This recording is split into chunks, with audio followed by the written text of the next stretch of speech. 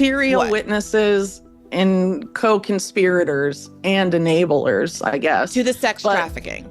Yes, but Rodriguez didn't specify why he circled those names, and he died the year that the book was published by Gawker and also in prison.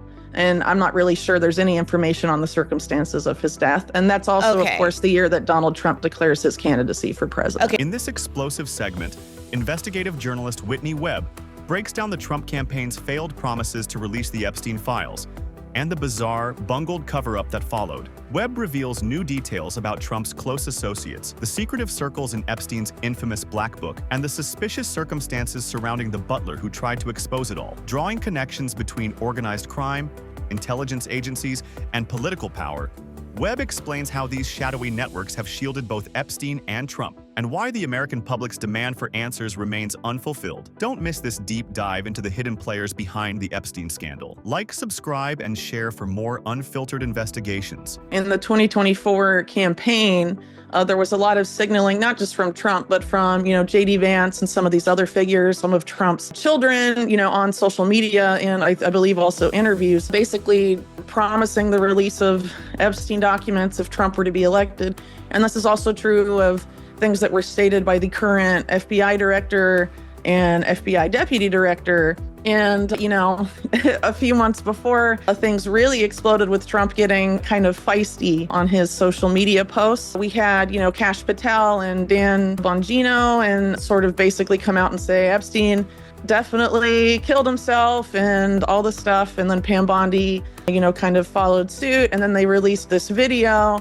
that has a minute missing, which obviously, is going to make people that think Epstein didn't kill himself, or at least didn't kill himself without help from the outside, it's not going to put any conspiracies to rest if there's like a minute plus missing and then the metadata shows that the video was edited. And so there's been all this backpedaling, but it's very bizarre that they would mishandle this so extensively. I mean, maybe they thought that the base didn't really care that much, or that they could distract them with something else eventually if they never had the intention to release these things, which is what seems to be the case. But now, I think now they're trying to use the distraction or develop new distractions, as soon as this kind of boiled over and really kind of splintered and angered a large segment of Trump's base.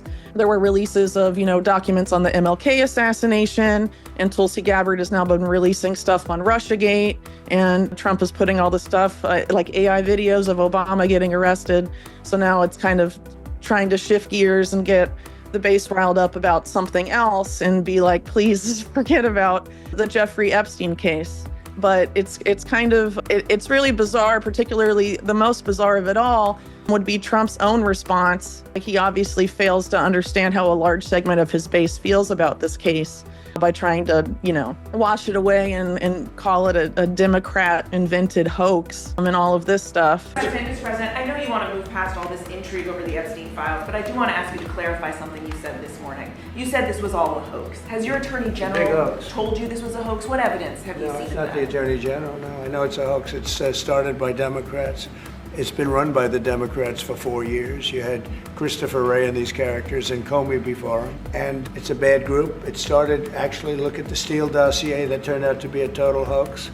The 51 agents, the so-called intelligence agents, it was a hoax. It's all been a big hoax. It's perpetrated by the Democrats. And some stupid Republicans and foolish Republicans fall into the net, and so they try and do the Democrats' work. The Democrats are good for nothing other than these hoaxes. They're bad for policy. They're bad for picking candidates that can get elected.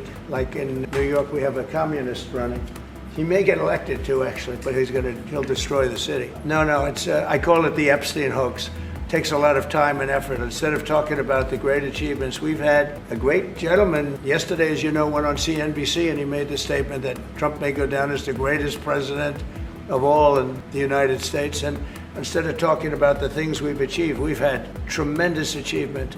They're wasting their time with a guy who obviously had some very serious problems, who died 3-4 years ago. I'd rather talk about the success we have with the economy, the best we've ever had, and all of the things we've done, including in the Middle East. I mean, you see it.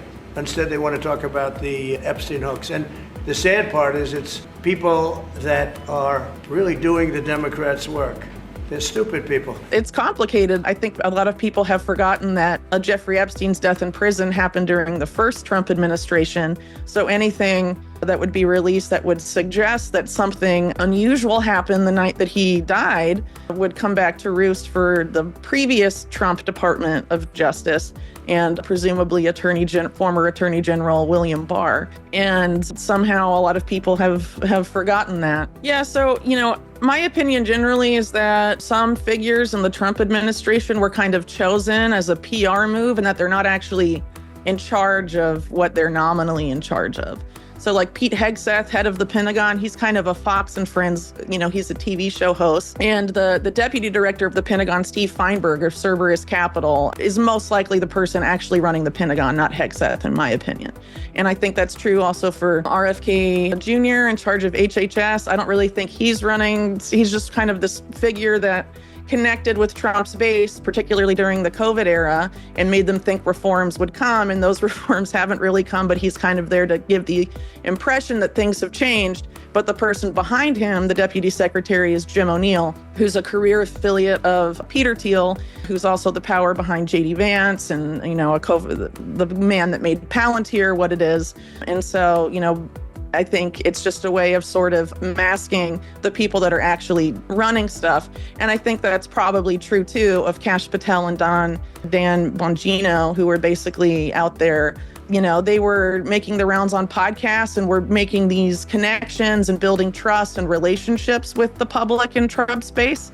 But it seems like they're not actually running anything, in my opinion. They're kind of figureheads in a way, and they're willing figureheads. And that's what Trump's base, a lot of them thought too. And it's kind of impressive in a sense that would not have been an anticipated reaction to these guys being rolled out to do that. So maybe, I don't really know what to think about it. It's very odd. And I think people, either it was a drastic underestimation of how much this case matters to the American public, or maybe it was something else that, has yet to make itself apparent. I honestly don't know, but it's definitely been very bizarre. And a lot of the comms seem to have been, it's just been bungled. And apparently also, it focuses on a few cell doors, but those weren't the doors to Epstein's cell. In the bottom, you can see the path to a stairwell that leads to where Epstein's cell was. So it's not even really that, the entry to where Epstein was is not actually the focus of the video, but I guess having it on those doors makes people think that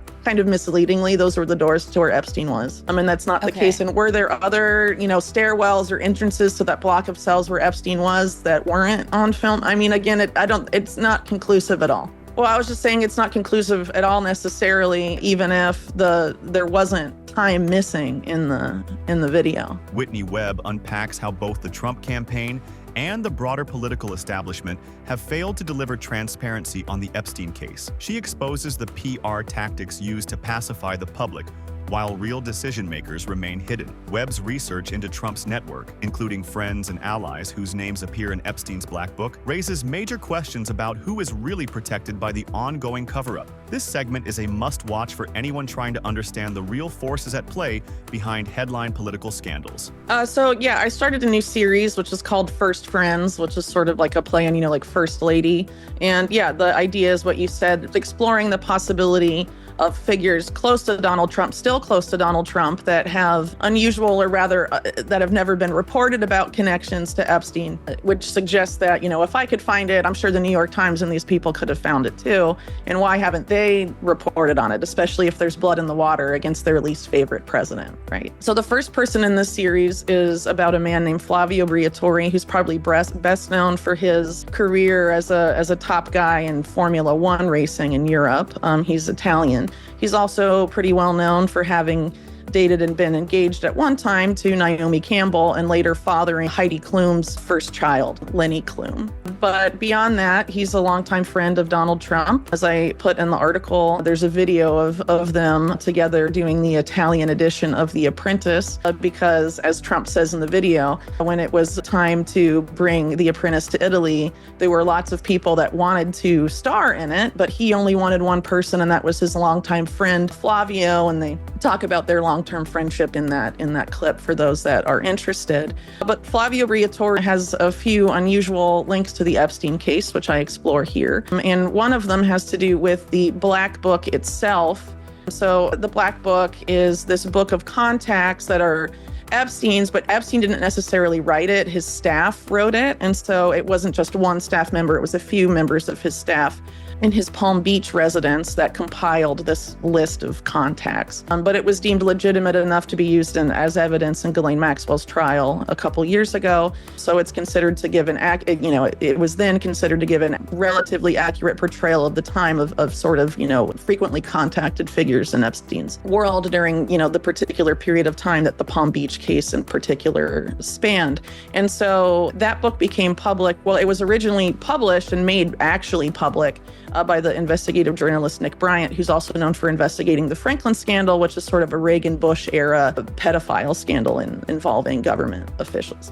And he published that at Gawker, I believe, in 2015, but he came into possession of it sometime, I think, around 2012 or so, he said. But prior to that, the FBI obtained it from Jeffrey Epstein's former butler, Alfredo Rodriguez, who died the same year it was published in 2015. But earlier, he had tried to basically sell the Black Book, initially to one of the victim's lawyers, Brad Edwards, who works with Stanley Pottinger. I forget the name of their law firm, but they're two of the main Epstein lawyers. And so instead of buying the book, I mean, obviously it's fair that he wouldn't pay an enormous, the large sum that Rodriguez was asking for it. But Edwards instead tipped off the FBI and basically sicked the FBI on this guy. And the FBI set up a sting operation to buy the book from him, and Rodriguez went to prison, which later Epstein, when he was asked about it, said about the Black Book, he was like, it never should have been published. It was terrible that it was published, but now my butler, or, my former butler is in prison for, the crime of publishing it. Of course, I'm paraphrasing. That's not a direct quote, but that was essentially what he was saying. So he agreed with, Rodriguez being put away. And it's important to point out that Epstein was an FBI informant during this period. So, there may have been some duplicity there, but again, I don't know. But what's important here is that Rodriguez, and when he tried to shop this book around, he circled names that he said were co-conspirators and material witnesses to Epstein's sex trafficking crimes. So Flavio Briatore is one of the circled names. Alan Dershowitz is a circled name. Leslie Wexner, Jean-Luc Brunel, who is the French accomplice of Epstein that died in prison while awaiting trial in 2022. And then Donald Trump is also a circled name, which oddly enough hasn't really gotten a lot of coverage over the years. Nick Bryant, of course, talked about that, but a lot of people act like Trump was never accused. And then Brad Edwards later went out and said to Derek Brose when he was interviewed by him that Trump had actually been very helpful. But of course, Trump and Epstein at that point had a personal falling out. And also Brad Edwards' law partner, Stanley Pottinger, has kind of a suspect history, sort of acting like the Democrat equivalent of William Barr, which is basically a mop-up man for government scandals over the course of his lengthy career as a lawyer working on behalf of the government in the Department of Justice. So there's a lot of question marks there. Serial witnesses and co-conspirators and enablers, I guess. To the sex trafficking. Yes, but Rodriguez didn't specify why he circled those names, and he died the year that the book was published by Gawker and also in prison.